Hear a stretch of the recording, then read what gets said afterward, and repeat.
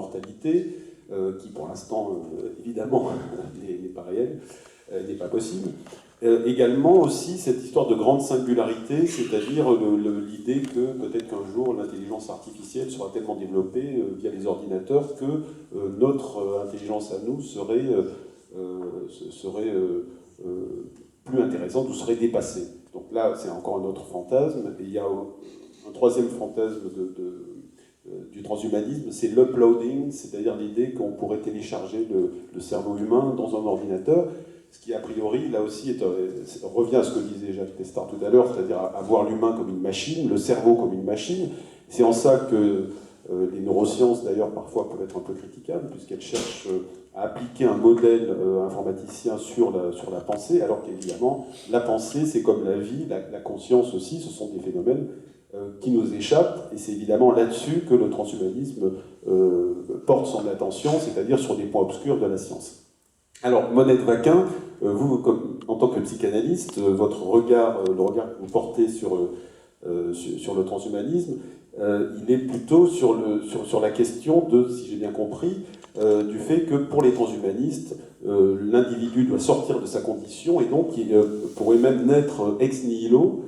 Or, vous rappelez qu'un être humain naît évidemment dans une configuration bien particulière et à la fois donc il naît par la sexualité, mais aussi dans l'inscription dans des liens sociaux et des liens identitaires. Oui, je voudrais d'abord répondre à quelque chose que vous avez dit que je voudrais reprendre.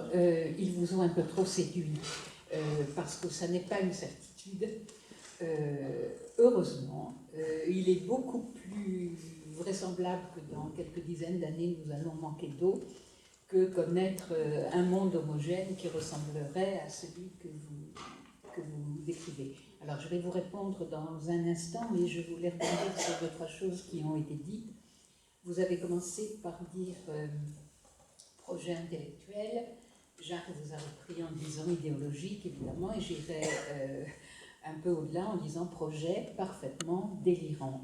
Ça ne veut pas dire qu'il ne s'accomplira pas, mais projet parfaitement délirant et qui resserre sous des termes nouveaux, probablement en effet plus dangereux que jamais, parce qu'au nom de la science et avec beaucoup d'investissements financiers et techniques, c'est la vieille lune de l'homme nouveau, qui a été servi sous de multiples formes à l'humanité et qui a été chaque fois un facteur de grande catastrophe.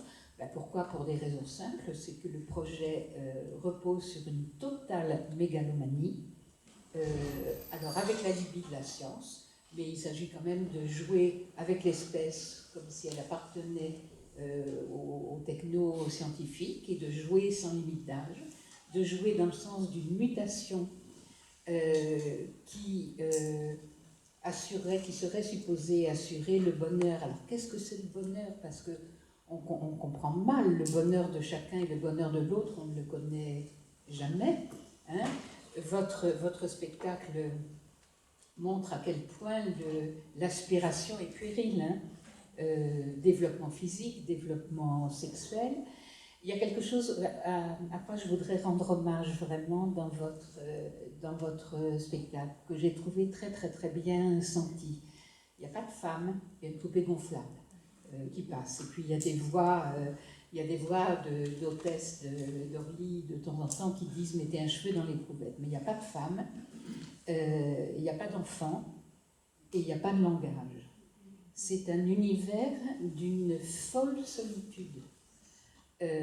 On comprend qu'on ait envie de le quitter au nom de n'importe quelle mutation.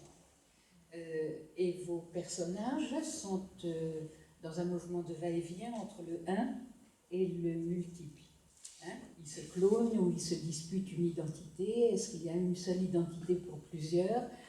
Ou est-ce qu'on refabrique du même? Alors c'est très intéressant parce qu'on sent dans votre spectacle qu'on est parcouru par les thèmes qui agitent notre monde. Maintenant, je voudrais tout de même insister sur le fait que leur propagande dit de toute façon ça va avoir lieu, préparons-nous, c'est de la propagande. Ce que je